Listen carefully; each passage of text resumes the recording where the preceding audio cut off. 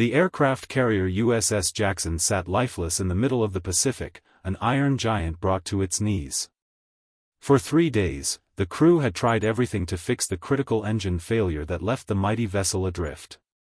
Engineers worked in shifts.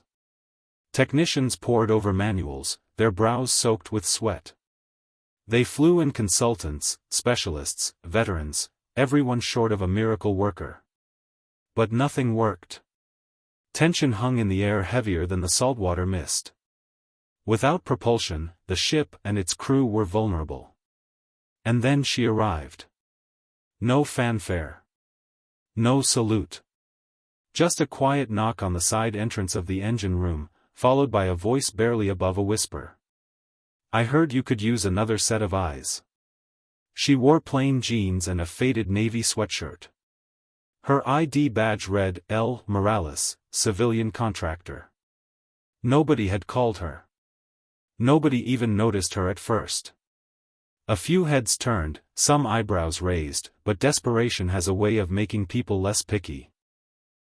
Chief Engineer Morgan frowned. "Ma'am, no offense, but we've had experts from both coasts try and fail. It's a Class B engine failure, Anne." "Mind if I just look?" she asked again, calm and steady. Not pushy. Not proud. Just patient. Morgan shrugged. "Knock yourself out." What happened next would become legend. She didn't bark orders or carry a toolkit the size of a suitcase.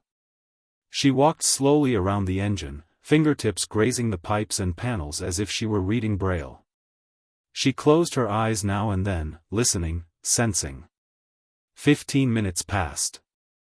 Then 30. A few crew members exchanged skeptical glances. And then she spoke. "Have you checked the secondary coolant bypass near the compression node?" she asked. Morgan blinked. "That line's been disabled since the retrofit last year. No one uses it anymore." "That's the problem," she said. "There's a loopback occurring there. It's choking the pressure balance. I think it's bleeding the engine dry." Another pause. A beat of disbelief. Then Morgan barked, "Get the techs. We're checking it now." 2 hours later, the engine roared to life. The carrier shuddered like it had been awakened from a deep sleep. Cheers erupted across the deck. A sailor whooped and hugged the nearest crewmate. Someone burst into tears.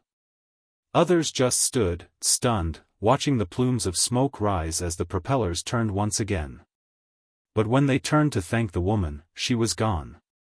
They found her sitting quietly on a bench near the hangar bay, sipping lukewarm coffee from a paper cup, staring out at the horizon like she wasn't the reason 5,000 lives were now safe and homebound.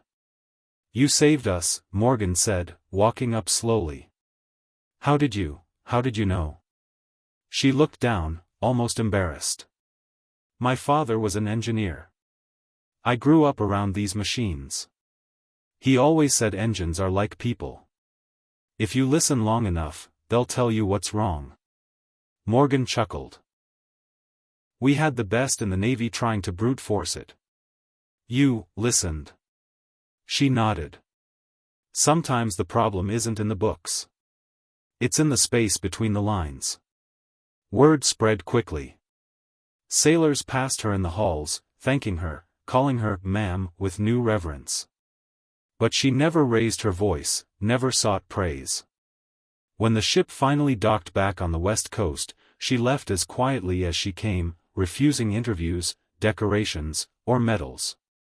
All she left behind was a note, taped to the inside of the engine room door. "In crisis, don't always look louder.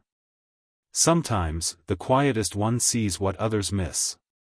L. Morales. Months later, her story was shared at naval academies and leadership training sessions. They talked about her calm, her kindness, her refusal to let ego steer her decisions. She became a symbol, not of genius, but of humility. Of the power of listening. Of the quiet heroes we often overlook.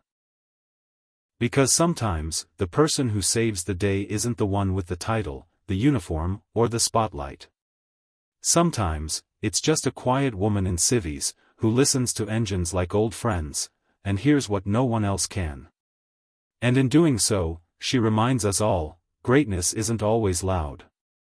Sometimes, it whispers.